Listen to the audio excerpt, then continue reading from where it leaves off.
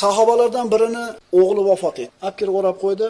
Eri kechki payt ishdan keldi. Eriga aytmadi. Chunki erini dilini og'ritishlikni xohlamadi bu musibatli xabar bilan. O'g'lini o'rab qo'ydi.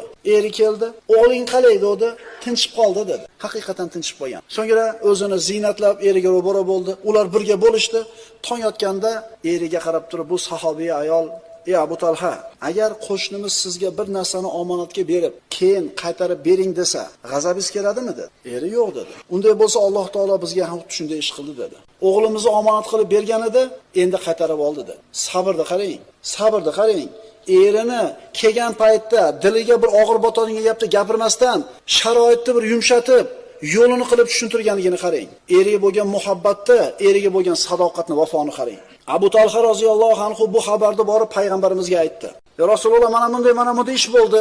Ayolim mana bunday ishni qildi menga nisbatan" deganida payg'ambarimiz sollallohu alayhi vasallam: "Barakallohu lakuma fi laylatikuma."